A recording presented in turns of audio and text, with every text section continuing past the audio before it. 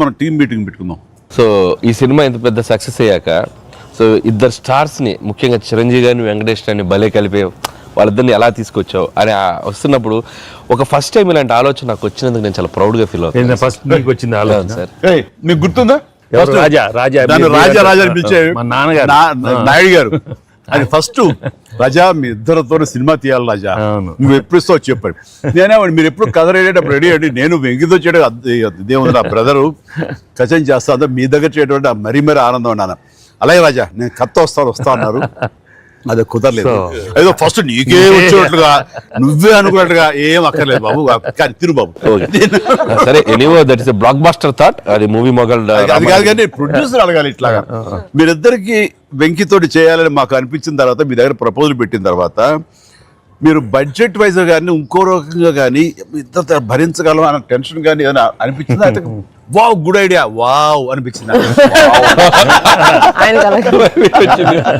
మనకి ఎప్పటి నుంచో అనుకున్నాం కదా వెంకీ సార్ తో చేయాలి మనం, వి షుడ్ నాకు అనిపిస్తుంది. So I have been waiting for that time.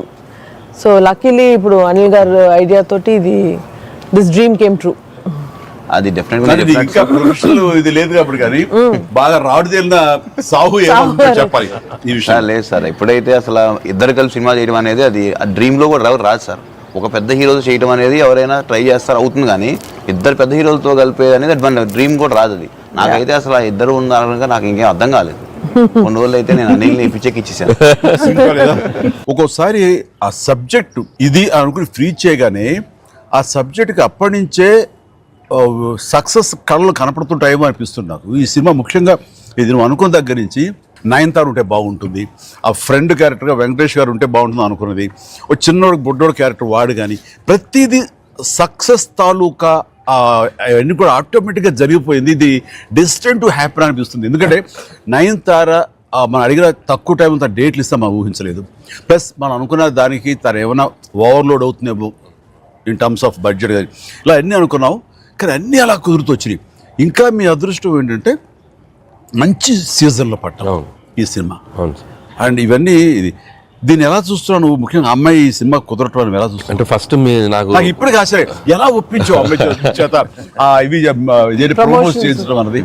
అంటే ఫస్ట్ చాలా మంది ఆప్షన్స్ అనుకున్నప్పుడు సార్ నాకు మైండ్లో కొడతా ఉంది, మీకు వేలు చూపించి వార్నింగ్ ఇవ్వటాలు, మీ ముందు అలా అసలు మీరు అమ్మాయిని చూసి కొద్దిగా అలా బెరుకుగా ఉండటాలు, ఆ కట్అవుట్ ఎవరో ఒక పెద్ద కట్అవుట్ లేకపోతే ఇది వర్కౌట్ కాదు, టోటల్ సినిమా అంతా మిస్ఫైర్ అయ్యే అవకాశం ఉంది, ఎవరిని పెట్టినా కూడా అసలు ఆర్టిఫిషియల్గా ఉంటుంది అని నయనతారగానే ముందు సాహు గారికి థ్యాంక్స్ చెప్పాలి సార్. ఎందుకంటే ఆ ఛానల్ని ఎక్కువసేపు కదిపి ఇది చేశారు. తర్వాత సుస్మిత గారు అటు నుంచి నరుక్కొచ్చారు.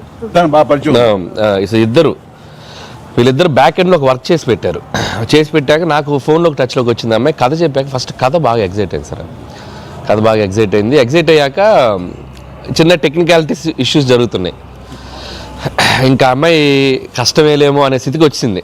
డ్రాప్ అయిపోదాం అనుకున్న టైంలో ఫోన్ చేసింది అమ్మాయి, Anil I like the script, I want to do film with Chiranjeevi గారు అండ్ దట్ టు వెంకీ గారు also, there is like it's going to be very super project, ఎలా పడలాం ఏం చేద్దాం ఇప్పుడు అంది.